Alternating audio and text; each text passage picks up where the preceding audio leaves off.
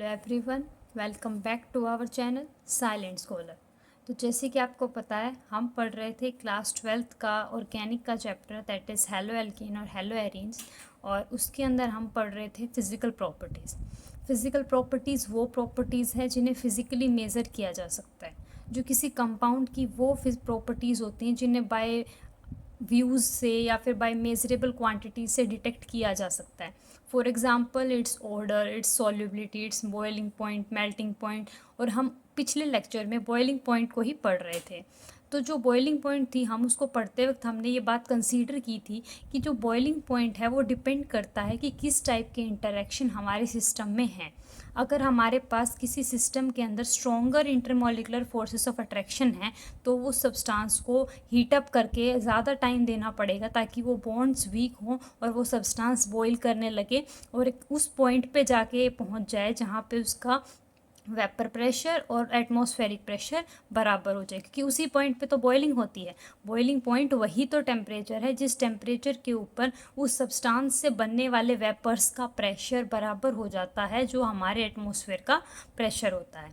तो पिछले लेक्चर में जो हमने पढ़ा था कि जो जितना ज़्यादा किसी सब्सटेंस का मॉलिक्यूलर मास है या जितना बड़ा उसका साइज़ है, तो उसकी जो इंटरेक्शन करने की टेंडेंसी है with another element to form a compound, तो वो कंपाउंड के अंदर जो फोर्सेस ऑफ अट्रैक्शन होंगे वो उतने ही ज़्यादा होंगे। और हमें पता है डाउन द ग्रुप जैसे हम किसी भी ग्रुप में जाते हैं तो साइज़ भी बढ़ता है और मॉलिक्यूलर मास भी बढ़ता है।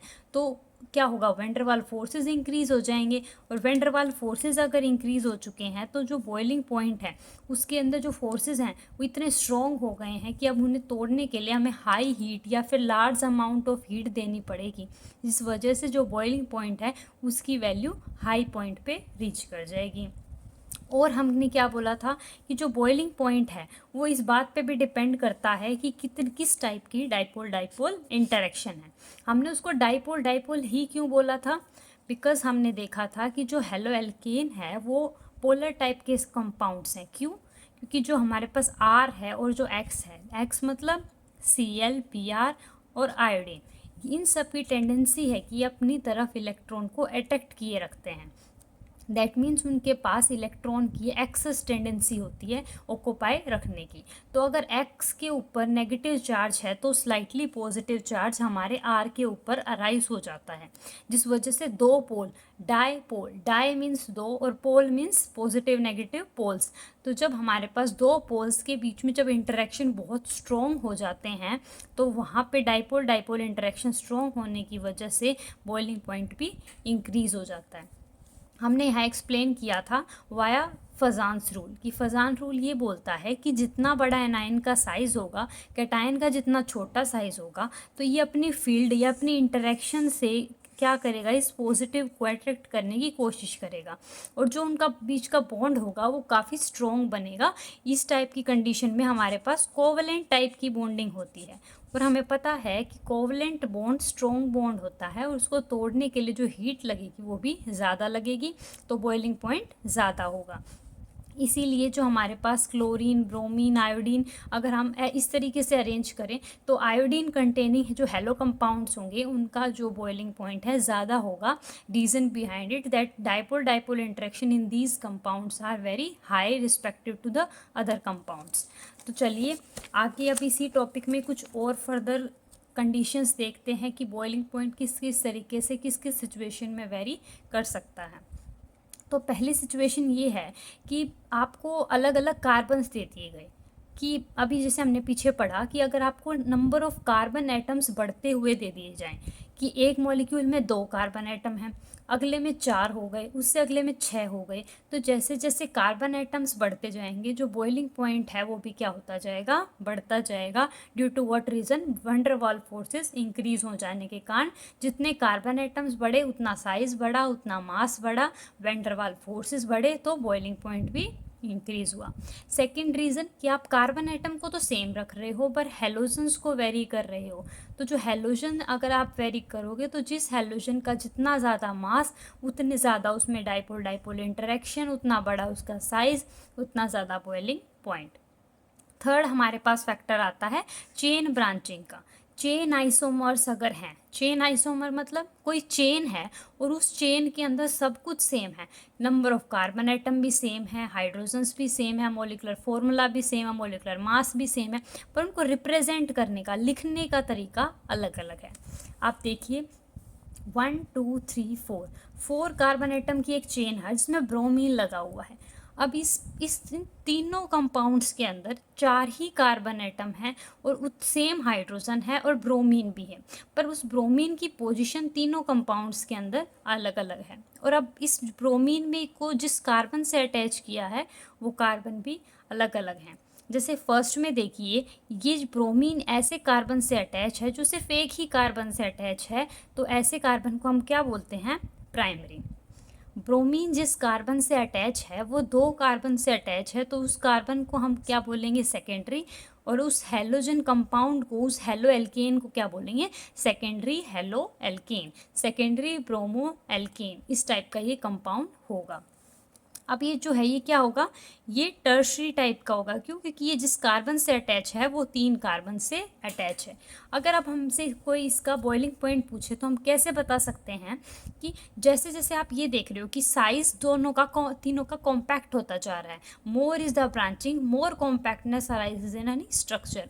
मतलब जैसे कि आप primary to secondary to tertiary जा रहे हैं तो कॉम्पैक्टनेस आती जा रही है, स्ट्रक्चर छोटा होता जा रहा है।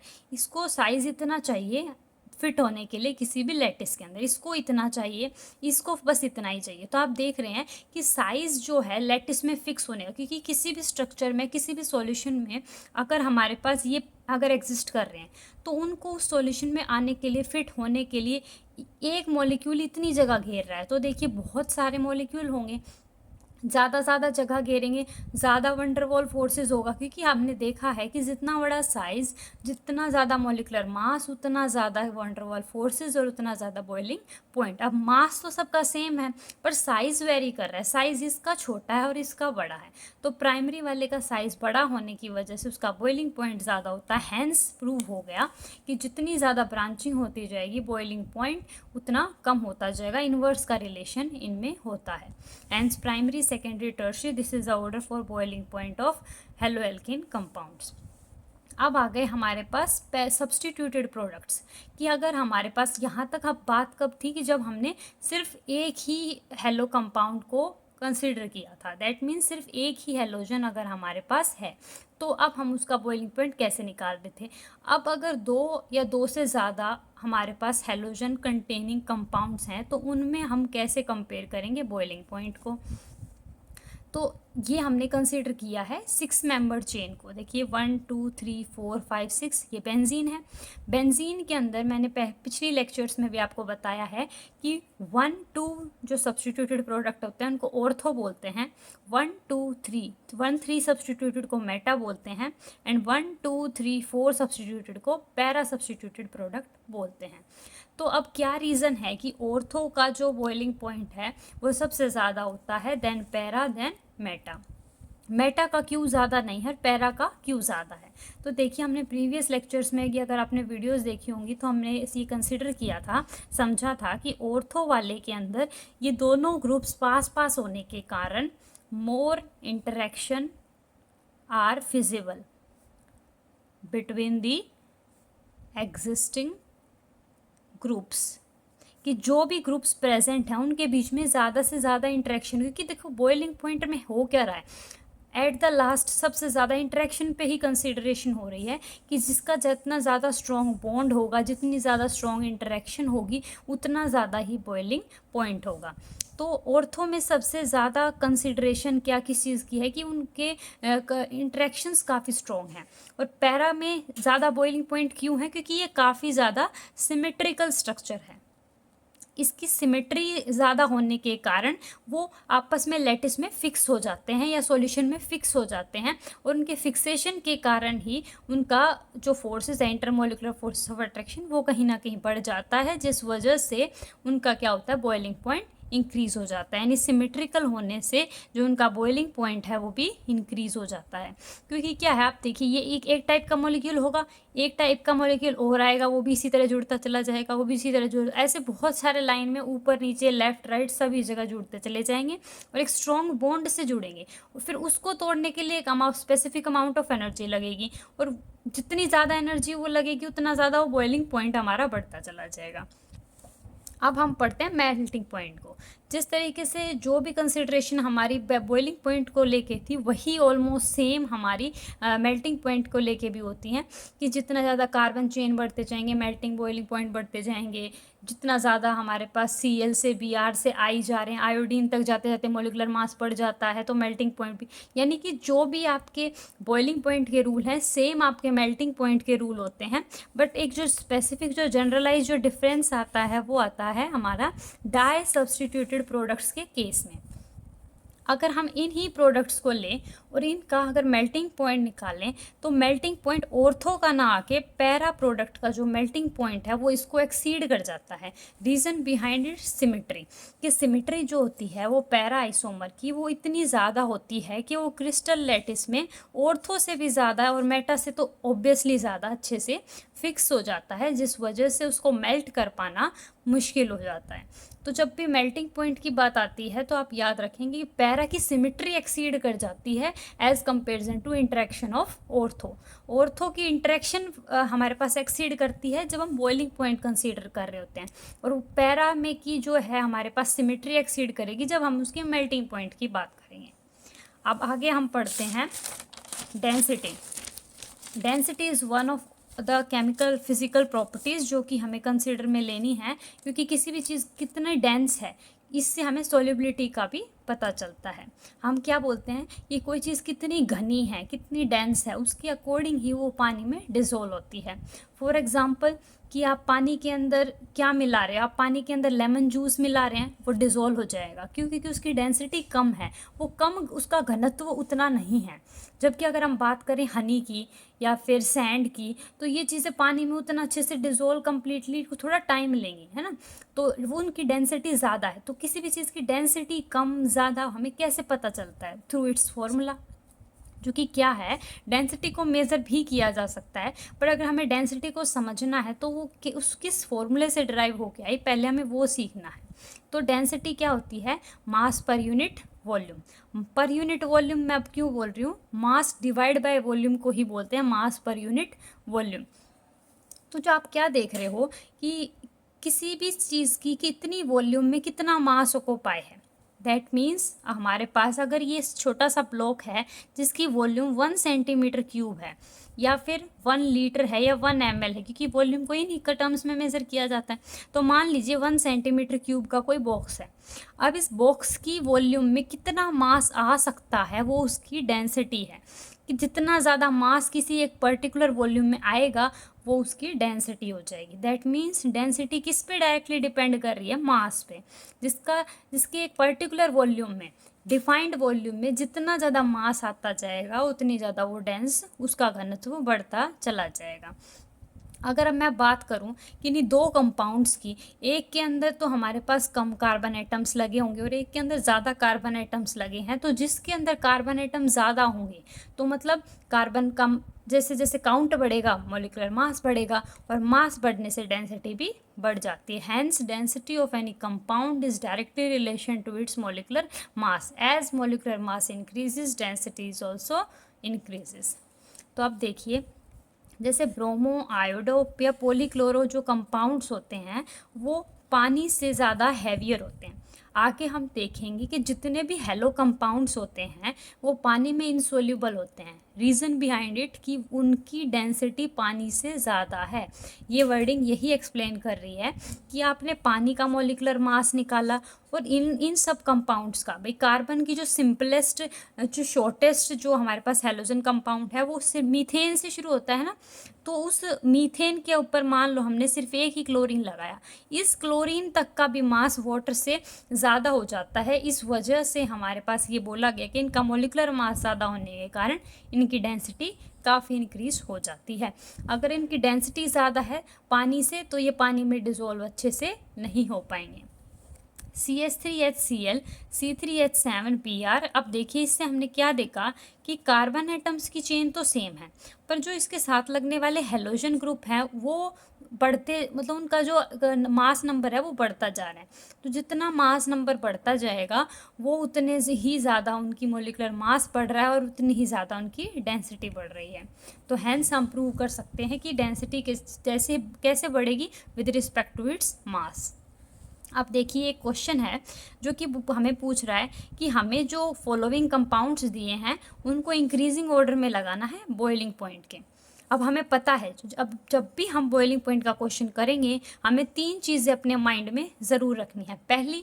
सबसे पहले अरेंज कीजिए उनको नंबर ऑफ कार्बन एटम, जितने कार्बन एटम ज़्यादा उतना ही बॉइलिंग पॉइंट ज़्यादा। दूसरा, कार्बन एटम अगर किन्हीं दो में सेम है तो आप क्या चेक करेंगे, हेलोजन कौन सा है। अगर halogen bromine, iodine down the group वालों में से है तो उसका बॉइलिंग पॉइंट अपर हेलोजन्स में से कहीं ना कहीं ज़्यादा ही होगा।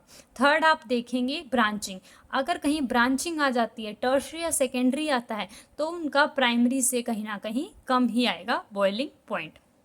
चलिए अब देखते हैं ब्रोमोमीथेन। मीथेन होता है CH4, उसमें से एक H को हटा के Br लगा दिया तो क्या बना CH3Br। ब्रोमोफोम, क्लोरोफोम, ब्रोमोफोम, आयोडोफोम, ये सारे फोम्स का फॉर्मूला आपको रिमेंबर कर लेना चाहिए क्योंकि इसका यूज़ फर्दर जो नेम रिएक्शंस हैं उनमें काफ़ी होता है। तो जहाँ भी फोम आ जाए ना तो जो भी हमारे पास हेलोजन दिया हो उसको 3 टाइम्स कर दो, Br3, और एक कार्बन तो ज़रूर आएगा। और देखिए कार्बन की कितनी वैलेंसी पूरी होनी चाहिए, 4, तो 3 तो ब्रोमीन है ही और 4 पूरा करने हैं तो एक हाइड्रोजन लगाना पड़ेगा। ये हो गया आपको नाम याद। अगर आपसे क्लोरोफॉर्म पूछा जाए, फोम का मतलब होता है 3 और कितने लगाने हैं, क्लोरीन लगाने हैं, तो Cl3 लगाएंगे, CHCl3। अगर क्या पूछा जाए क्लोरोफॉर्म, आगे है क्लोरोमीथेन। अब आगे हमने क्या लिखना है, मीथेन के अंदर एक क्लोरीन लगा देना है, डायब्रोमोमीथेन। अब आपने मीथेन लेना है, दैट मीन्स CH4, उस CH4 में 2 ब्रोमीन लगा देने हैं। तो 2 ब्रोमीन अगर लगा दिए तो बचे कितने हाइड्रोजन, 2 CH2Br2। अब हमें इनको बेसिस पे लगाना है ऑन देयर बॉइलिंग पॉइंट। तो जो सबसे पहली चीज़ नोटिस करनी है क्या, कि देखो सब में सिर्फ एक ही कार्बन एटम है, मतलब फर्स्ट रूल एप्लीकेबल नहीं है। नंबर ऑफ कार्बन चेन जैसे जैसे बढ़ेगी वैसे वैसे बॉइलिंग पॉइंट बढ़ेगा, वो तो हम अप्लाई नहीं कर सकते। तो हम क्या देखेंगे कि जो अगर हमारे पास हेलोजन कंपाउंड जितना ज़्यादा हैवियर होगा, जितना ज़्यादा बड़ा होगा, या उनका जितना ज़्यादा नंबर ऑफ काउंट बढ़ेगा तो बॉइलिंग पॉइंट उतना ही बढ़ेगा। यहाँ देखिए Br है, हमें यूँ पता है कि क्लोरीन का मास कम होता है ब्रोमीन से, ब्रोमीन का ज़्यादा मास है, तो ब्रोमीन का कहीं ना कहीं इससे तो ज़्यादा ही होगा, यानी कि सब में ब्रोमीन है, इसमें सिर्फ क्लोरीन है तो इसका तो सबसे कम होगा, इसको सबसे पीछे लगा दिया। अब इसमें एक ब्रोमीन है, इसमें 3 है और इसमें 2 है।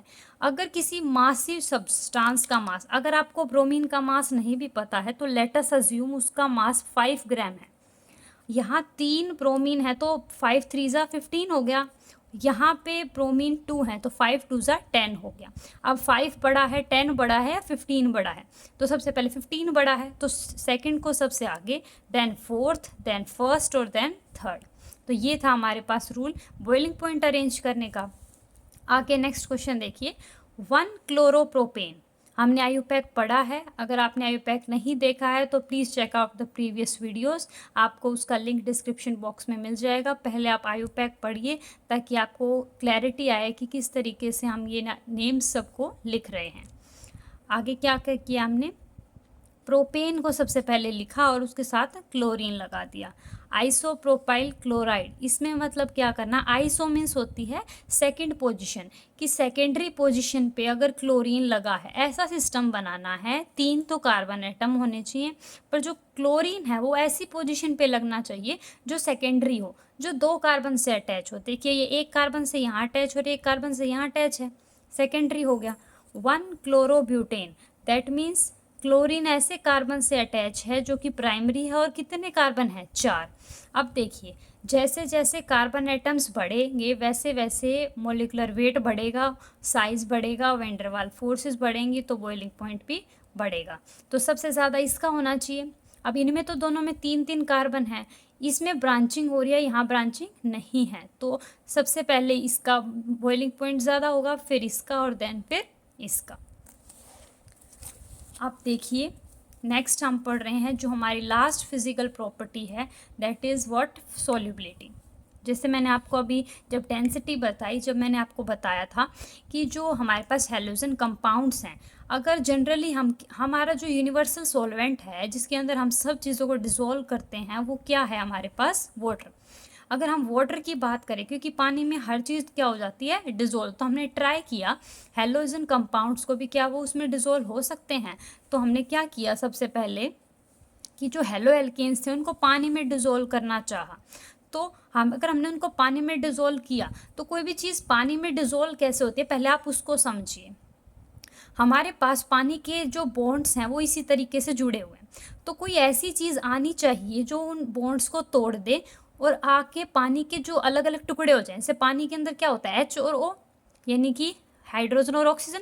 तो कोई ऐसी स्पीशीज़ बाहर से आनी चाहिए जो उन जो स्पीशीज़ हैं हाइड्रोजन और ऑक्सीजन के साथ बॉन्ड बना ले, यानी हाइड्रोजन बॉन्डिंग कर ले और स्ट्रॉन्ग बॉन्डिंग करे। जैसी हाइड्रोजन ऑक्सीजन में पहले थी वाटर में, उससे भी स्ट्रॉन्ग बॉन्ड जो बनाएगा तभी तो अपने बॉन्ड को तोड़ने देगा। आप मानिए कि पानी ने अपने बॉन्ड बनाए हुए हैं, अगर हमें उसके अंदर कोई चीज़ डिज़ोल्व करानी है तो किसी ऐसी चीज़ की एंट्री करानी होगी जो पानी को बोलेगा, पानी मैं तेरे साथ तेरे से भी ज़्यादा स्ट्रॉन्ग बॉन्ड बना सकता हूँ, जितने तेरे पास हैं उससे भी ज़्यादा तेरे साथ स्ट्रॉन्ग बॉन्ड बना सकता हूँ। ये एक तरीके से लालच देने जैसा है कि पानी को लालच दिया जाता है कि तेरे पास जो चीज़ है उससे ज़्यादा अच्छी चीज़ मैं तुझे दे रहा हूँ, तो इस चीज़ को छोड़ दे। तो ऑक्सीजन को बोला गया कि तू अपने, यानी ऑक्सीजन को बोला गया कि तू अपने हाइड्रोजन का साथ छोड़ दे, मेरे साथ आ जा, यहाँ पे स्ट्रॉन्ग बॉन्डिंग तुझे मिलेगी। तो वो आने की कोशिश करता है, पर ये देखता है यहाँ पे तो ऑक्सीजन को कोई इलेक्ट्रोनेगेटिव एलिमेंट मिलना चाहिए था, वो तो मिला नहीं, तो स्ट्रॉन्ग बॉन्डिंग तो नहीं हो पा रही, तो ये यहाँ नहीं आएगा और ये इसके पास ही नहीं आएगा, तो डिज़ोल्व कैसे करेगा इसे। तो कोई हाइड्रोजन बॉन्डिंग ना होने के कारण ये चीज़ जो है, यानी हमारे हैलोजन कंपाउंड्स जो हैं वो डिज़ोल्व नहीं हो पाते। अगर हम इसको साइंटिफिक टर्म्स में बात करें, एक होती है लैटिस एनर्जी और एक होती है हाइड्रेशन एनर्जी। किन्हीं दो एलिमेंट्स को गैशियस फॉर्म में है वो, उनको जब आपस में जोड़ा गया to form a compound, to form a species, one more species, तो जो अमाउंट ऑफ एनर्जी रिलीज होती है उसको बोलते हैं लैटिस एनर्जी। या फिर इसका उल्टा भी बोल सकते हो आप कि ए भी कोई चीज़ है, कोई लैटिस है, उसको तोड़ने के लिए जितनी अमाउंट ऑफ एनर्जी लगी वो भी लैटिस एनर्जी है। या फिर इन दोनों को बना के जितनी एनर्जी रिलीज़ हुई, देखिए एनर्जी रिलीज़ उन्हीं प्रोसेस में होती है जो फिजिबल होते हैं, जो लायक होते हैं करने के, यानी जो हमारे नेचर में एग्जिस्टेबल होते हैं, जिन्हें करना प्रॉफिटेबल होता है, सिर्फ उन्हीं के लिए हमारे जो रिएक्शन है वो फेवर करती है, सिर्फ एनर्जी उन्हीं में रिलीज़ होती है, वो एक्सोथर्मिक प्रोसेस ही रिक्वायर्ड प्रोसेस होते हैं। अब क्या है हाइड्रेशन एनर्जी, जो एनर्जी हमारे पास रिलीज़ होती है जब पानी के अंदर कोई चीज़ घुल जाती है। तो अगर किसी चीज़ को पानी में डिज़ोल्व होना है तो उसकी बनते टाइम जो एनर्जी रिलीज़ होती है उससे ज़्यादा एनर्जी रिलीज़ होनी चाहिए जब वो पानी में डिज़ोल्व हो। पानी में डिज़ोल्व होने पर निकलने वाली एनर्जी को हाइड्रेशन एनर्जी, और एलिमेंट से बन के जब वो कंपाउंड बनता है तो जो लैटिस बनती है उस लैटिस से निकलने वाली एनर्जी लैटिस एनर्जी। अगर लैटिस एनर्जी से हाइड्रेशन एनर्जी ज़्यादा होती है तभी कोई चीज़ पानी में सॉल्यूबल हो पाती है। हेंस हम बोल सकते हैं कि ये जो कंपाउंड्स हैं, हैलोजन कंपाउंड्स हैं, इनकी इतनी पोलैरिटी नहीं होती है कि पानी के एग्जिस्टिंग बॉन्ड्स को तोड़ करके खुद वहाँ हाइड्रोजन बॉन्ड बनाए और हाइड्रेशन एनर्जी को ओवरकम नहीं कर पाते, जिस वजह से ये सॉल्यूबल नहीं हो पाते। आई थिंक आप लोगों को समझ में आया होगा कि क्या कॉन्सेप्ट है हमारा सॉल्युबिलिटी को लेकर के। इसीलिए हम ये बोल सकते हैं कि जितने भी हमारे पास हैलोजन कंपाउंड्स होते हैं वो डिज़ोल्व होते हैं किसके अंदर, हमारे पास ऑर्गेनिक सब्सटेंस में। आपने एक लॉ पढ़ा होगा, लाइक डिज़ोल्व लाइक, जैसे को जैसे में ही डिज़ोल्व किया जाता है, पोलर को पोलर में, नॉन पोलर को नॉन पोलर में। अब जो हमारे पास हैलोजन कंपाउंड्स हैं वो पानी यानी एक पोलर सब्सटेंस में डिज़ोल्व नहीं हो पा रहे, तो कोई ऑर्गेनिक सॉल्वेंट लेना होगा, राइट, जिसके अंदर उसी के टाइप के वैंडरवॉल या फिर डाइपोल डाइपोल इंटरेक्शन हो रहे होंगे, जो इस टाइप के होंगे वो इसी में इसको डिसॉल्व कर लेंगे। ऐसे कौन कौन से हैं, जैसे क्लोरोफॉर्म, बेंजीन, एसीटोन, ये these are some organic solvents जिनके अंदर वो बहुत आसानी से क्या हो जाता है, डिसॉल्व हो जाता है। ठीक है, तो आई थिंक आपको केमिकल प्रॉपर्टीज़ अच्छे से क्लियर हो गई होंगी। नेक्स्ट लेक्चर में हम स्टार्ट करेंगे केमिकल रिएक्शंस, जिसके अंदर हम पढ़ेंगे न्यूक्लियोफिलिक सब्स्टिट्यूशन रिएक्शन, उसके mechanisms, elimination reaction, reaction with metals, और उसके बीच में है एनेंशियोमर्स, कायरलिटी और बहुत सारे अमेजिंग टॉपिक्स जिनको आगे हम नेक्स्ट लेक्चर्स में पढ़ने वाले हैं। तो अगले लेक्चर्स के लिए बने रहिए, वीडियोज़ को पूरा देखिए, और अगर आपको किसी भी वीडियो को भी आपने बीच में स्किप किया है तो प्लीज़ वो वीडियो स्किप मत कीजिए, आगे कॉन्सेप्ट क्लियर नहीं हो पाएंगे। तो ऐसी अमेजिंग वीडियोस के लिए स्टे ट्यून, और चैनल पे नए हैं तो लाइक कीजिए, सब्सक्राइब कीजिए। Thank you for watching.